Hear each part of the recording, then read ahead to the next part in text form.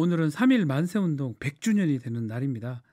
3.1 만세운동 하면 이분이 떠오릅니다. 유관순 열사입니다.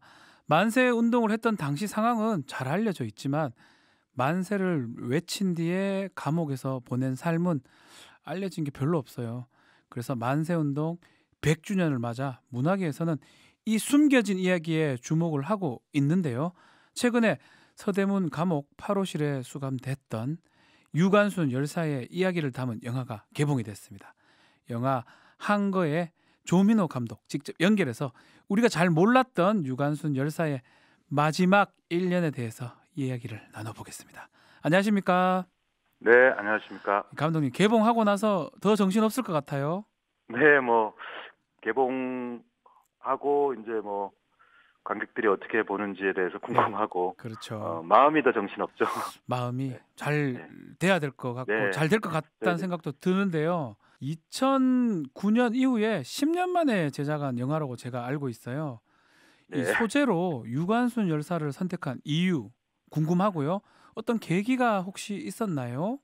예, 제가 그 서대문 그 형무소에서 멀지 않은 서대문 형무소 역사관에서 멀지 않은 곳에 살고 있었는데요. 아, 예. 어, 한번 우연히 방문을 했다가 네. 그때 마침 그때 여옥사 설계도가 예전에 발견돼서 그거를 이제 복원을 했습니다. 네, 그래가지고 옥사요. 네. 옥사를 복원해서 전시를 하고 있었는데 거대한 그 앞에 이제 홍보처럼 네. 유관순 열사님의 그 거대한 걸개 그림이죠. 걸개 사진이죠. 네. 그 일제 감시 카드에 나와 있는 그 걸개 사진인데 흑백 그 크게 사진이죠. 보니까 네. 작게만 보다가 예전에 음.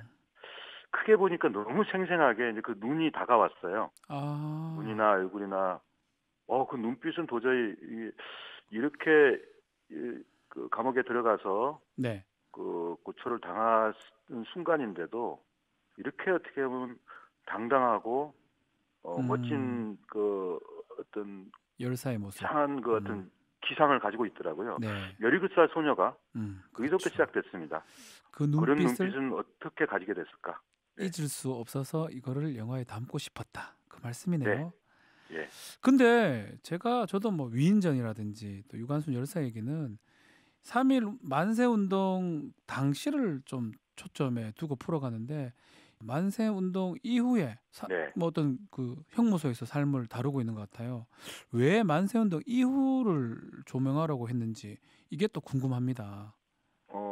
만세가 정말 전국적으로 네, 몇만 명 정도가 아니라 거의 몇십만 명까지도 확대됐다는 말이 있는데 그렇죠. 그 수많은 그 만세 운동에 각자 다른 어떤 마음으로도 갔을 것 같아요. 단순한 한 마음 한 뜻이라기보다는 어떤 각자가 가지고 있는 어떤 사람들의 주장들을 가지고 만세가 퍼져나갔을 것 같고 네, 그런 점에서 다양한 점들을 전부 다큐멘터리처럼 담을 수가 없기 때문에 옥사 안에서 다양한 사람들이 만세로 인해서 투옥이 돼 있는 상황에서 네, 그 왜 이렇게까지 만세를 부르고 이런 고초를 겪고 있는지에 대해서 들여다보기 위해서는 좀 작은 어떤 그런 공간 속에서 들어가 있는 사람들이 더 집중적으로 만세를 우리가 현실에서 한번 느낄 수 있을 거다 이런 생각을 했습니다. 아하. 많은 어떤 이유를 묻기보다는 만세운동 이후에 형무소에서 삶을 오히려 다루고 싶었다 이 말씀 같은데 우리가 잘 네. 몰랐던 부분도 많을 것 같은데요. 뭐 몇 가지 좀 소개해 줄 수 있습니까? 음, 어떻게 보면은 그 안에 삶이 네. 지금 우리가 생각하는 형무소하고는 너무 다르다는 것이고, 음. 그러니까 빛도 없고 네. 완전히 캄캄한 그 속에서 음. 어떻게 보면 축사와 비슷한 어떤 그렇죠. 환경에서 살아났는데, 음. 그런데 보통 보면은 그 안에 있는 분들이 너무나 열악하니까 후회하고 네. 두렵고 뉘우치고 이렇게 했을 것 같은데 아무도 그런 사람이 없었대요. 뉘우치었다는 거는 일제에 굴복했다는 거겠죠? 그렇죠. 예. 그러니까 내가 왜 그랬을까 음. 반성하고 네. 그런 것이 정말 그 생지옥 속에서도 그렇다는 것이 참 놀라웠고요. 네. 두 번째는 그런 진짜 생존이 문제 있은 상황에서도 네. 어떻게 그 만세가 그 안에서부터 시작돼서 네. 그 다시 1주년의 만세가 밖에서도 침묵하고 있을 때 거기서 시작됐다는 것, 그것이 퍼져나갔다는 것, 다시 1년 뒤에. 그렇군요. 그러니까 말하기도 힘들 정도로 열악한 상황 속에서 그거는 그 안에서의 사람들의 연대나 의식이 1년 내내 불타오를 어떤 작은 심지들은 계속 갖고 있었다는 것이 네. 느껴져서 그 안에 어떻게 보면은 좀 지금은 상상할 수 없는 그 당시 사람들이 가지고 있는 당당하고 솔직하고 어떻게 보면 그 기백 같은 것이 있었다고 생각합니다. 그렇군요. 그거를 이제 보여주는 것이 중요하다고 생각했습니다. 영화가 형무소 안의 상황은 흑백으로 돼 있던데 네. 이것도 뭔가 숨겨진 뜻이 있을 것 같은데요. 영화에서 보면은 예. 보통 그 풍경이나 아주 그 미장센이나 이런 예. 것들이 잘 살려져 있는 영화나 이럴 때는 지루할 수가 있습니다. 흑백은. 네. 근데 여기가 이 좁은 공간 안에서 그 안에 수용된 그 수인들이 주로 대상이 되고 있는데 그분들이 가지고 있는 미세한 어떤 감정의 결이나 집중도에 있어서는 흑백 장면이 훨씬 낫다는 판단을 테스트에서 나왔었어요. 그러니까 인물의 어떤 미세한 감정의 결, 침묵의 순간, 그때 그 사람들의 눈에 주목하게 하고 싶었고, 다른 것보다는 눈이나 어떤 표정, 표정 그것이. 근데 이게 뭐 테스트를 통해서도 그렇게 나왔어서 이번에는 하여튼 그 점하고 또 하나는 가장 중요했다. 또 하나는 그런 잔인하게 느껴질 수 있는 그 피나 뭐 상황들 막 이런 것들이 되게 많잖아요. 고문과 그렇죠. 치조나 네. 또 아니면 그 감옥 안에서도 정말 열악하고 생지옥 같은 그런 곳인데 그거를 보다 보면 사람들이 너무 보기가 힘들다. 아니면 또 어떻게 보면 또 그런 것들만 즐겨서 가학적이고 피학적인 것만 즐기게 하는 의도같이 보이기도 할 것 같아서 네. 이렇게 흑백으로 했을 때 약간 중화되기도 하지만은 상상의 여지를 많이 남겨두고 하는 그 마음에서 그 두 가지 뜻이 흑백을 있었네요. 사용했습니다. 네. 자, 지금 말씀하셨지만 형무소 안에서도 만세 운동을 주도를 하는 장면들이 있었거든요. 네.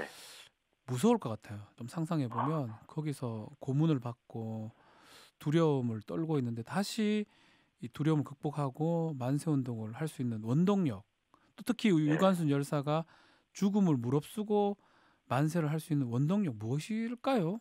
우리 감독님한테 묻고 싶네요. 네. 그 원동력 중에 하나는 지금은 이제 꽤 오랫동안 우리가 자유와 평등 뭐 이런 모든 평화를 위해서 지금까지 싸워오면서 누리고 있는데 그 당시에 그 유관순을 비롯한 만세를 했던 모든 분들의 열망은 어떤 새로운 세상, 그러니까 일제도 물러나고 새롭게 나라를 건설해서 어떤 근대 국가로서 자유와 평등을 이룩한 공화주의든 어떤 민주주의든 저희가 원하는 세상에 대한 열망이 가슴속에서 꽉 들어차 있던 시대였던 것 같아요. 세상에 대한 그것이 열망. 어떻게 보면 물러설 수 없을 정도로 이거 아니면 죽음이다 하는 마음까지도 갈 수 있던 시대였던 것 같습니다. 그 뒤는 이제 너무나 폭압적이었기 때문에 다 겁을 먹게 되고 한서리게 되고 비관하게 되고 이렇게 변해왔지만 그 당시는 우리나라가 어떤 전 세계에서 가장 가장 열망이 강한 독립뿐만 아니라 자유와 평등에 대한 열망이 강한 민족이었다고 생각해요. 그런 어떤 열망이 굴복하지 않고 두려움을 극복한 거라는 거네요. 그것밖에는 설명할 수가 없는 부분이 있는 것 같습니다. 찍으면서 그래도 어려웠던 부분이 있었을 것 같아요. 역사적인 부분이기 때문에 어려웠던 지점이나 순간은 어떤 겁니까? 당연히 이제 뭐 치저나 고문 장면인데 그거는 그렇죠. 이제 실제적으로 진짜 고문을 하거나 뭐 이런 것도 아니고 다 이제 하지만 그 마음 그걸 받고 있다는 걸 생생하게 체험하고 있기 때문에 배우도 힘들고 같이 옆에서 보고 있는 사람들도 너무나 몸살이 나죠. 그런 걸 실제로 막 마음적으로 느끼니까 그렇게 연기가 나오고 또 우리가 그 갖다가 이제 찍는 사람들도 그 같이 동시에 공감하기 때문에 고문 치료 장면을 찍을 때는 육체적으로 힘든 것보다는 정신적으로 엄청난 고통들을 다 느꼈던 것 같아요. 다시는 고문 장면 찍고 싶지 않다까지. 네. 거의 뭐 유사하게 재현을 해낸 겁니까? 그때 예, 일제시대 그러니까 때하고? 뭐 전부 다 리얼하게 다큐처럼 할 수는 없었지만, 예.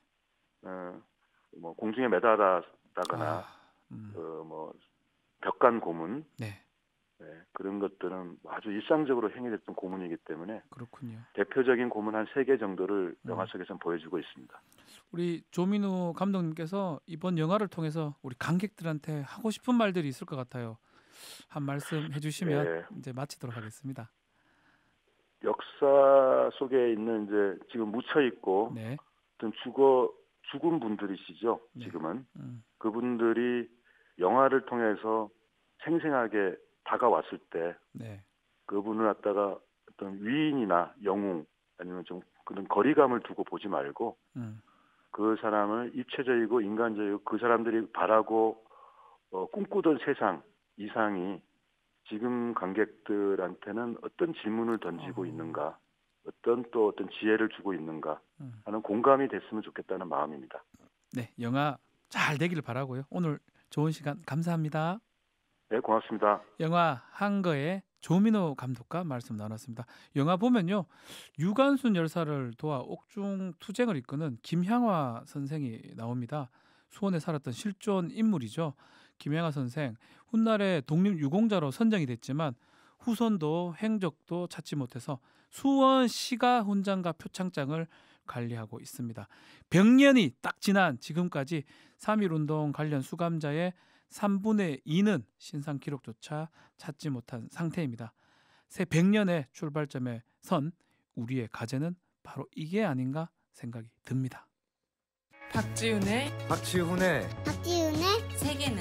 세계는 그리고 우리는 박지훈의 세계는 그리고 우리는 모두를 위한 쉽고 맛있는 시사 MBC가 드리는 저녁 시사 세계는 그리고 우리는 평일 저녁 6시부터 8시까지 박지훈